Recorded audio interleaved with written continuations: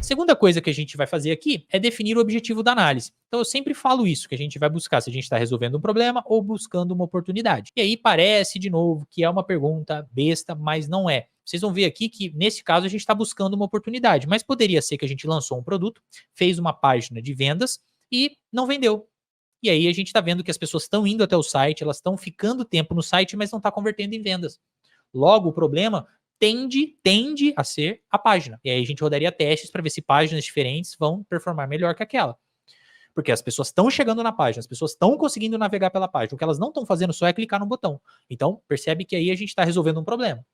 Nesse caso aqui desse exemplo, a gente está buscando uma oportunidade. A gente tem uma página que roda, que está tranquilo, que tem uma taxa, uma porcentagem de clique no link. Então, a cada 10 pessoas que entram na página, 2 clicam no link. Então, tem uma taxa de CTR, ou CTR, ou clique, né, no link, no botão ali, né? Os cliques que são feitos para aquele fim específico que eu quero. Eu tenho uma taxa aí de 20%. E aí, então, já está rodando. Então, eu estou buscando uma oportunidade para ver se eu mudar esse botão, se essa taxa sobe para 30%, 25%, a gente já vai ver como é que a gente define o quanto que a gente quer saber se houve ou não de mudança. Terceira coisa aqui é definir a métrica a ser observada.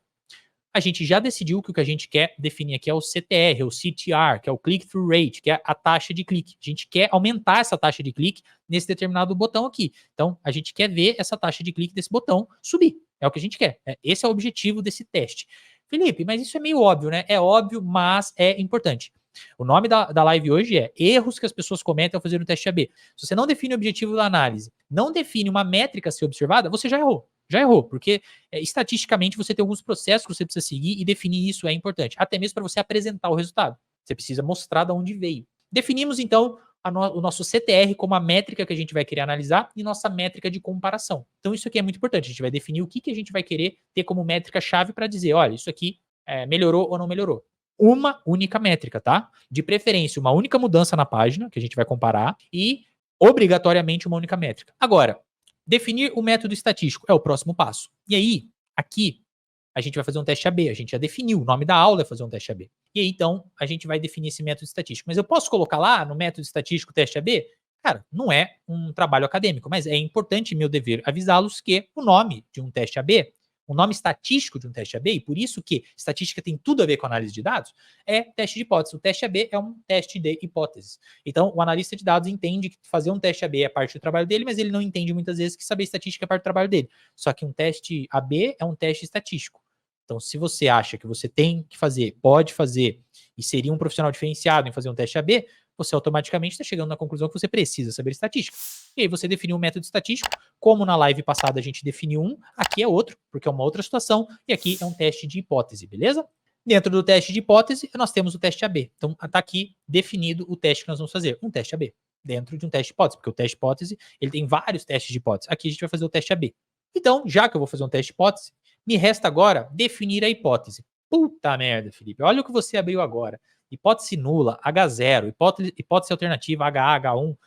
Isso aqui é muito mais simples do que parece. Então a gente vai ter que definir a hipótese. Como que a gente define a hipótese? A gente vai definir a hipótese de duas formas. Isso aqui não é uma aula completa, obviamente, de como você vai definir uma hipótese do jeito correto, estatisticamente melhor possível, mas é para você entender como você vai aplicar uma análise do teste AB. Por isso que eu bato na tecla que é muito importante saber estatística. Quando o analista de dados fala, pô, mas eu preciso saber estatística, cara, estatística você precisa, porque você, dependendo do que você quiser fazer, de qual o objetivo da sua análise, você vai precisar saber esse tipo de coisa.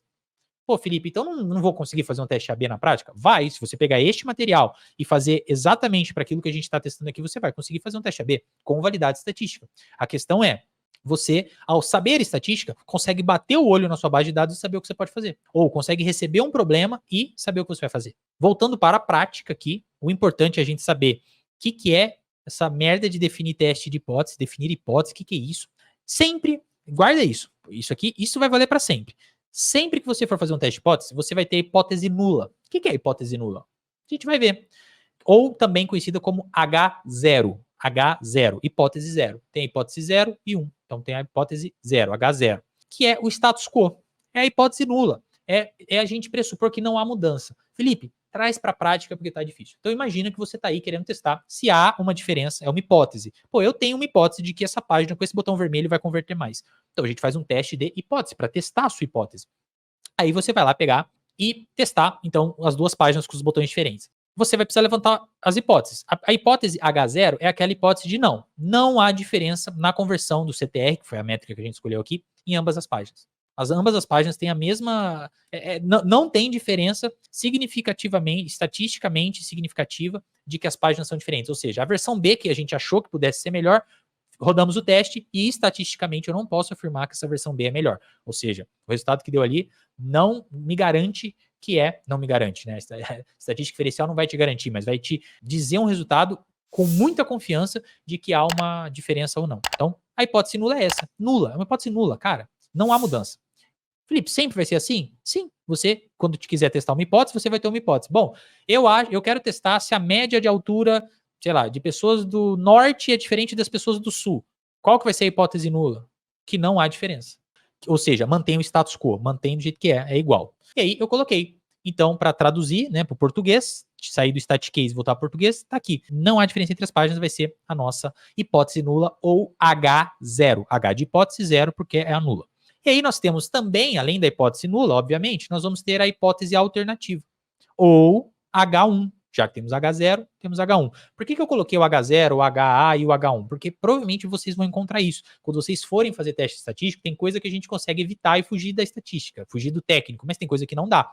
Por exemplo, hipótese alternativa, nesse caso aqui, você vai encontrar tanto quanto HA, e aí é só lembrar, HA, hipótese alternativa, quanto H1. Então tem gente que usa H0 e H1 e H0 e HA. Preciso decorar? Não precisa. Quando você bater o olho, você vai saber. Pô, e se eu não lembrar? Aí você abre esse mapa mental que eu estou compartilhando aqui na tela com vocês e vai estar aqui explicadinho, beleza? Então, sem problema. Só que eu tenho que te explicar que se você estiver rodando testes assim, você pode se deparar com essa nomenclatura de HA, H1.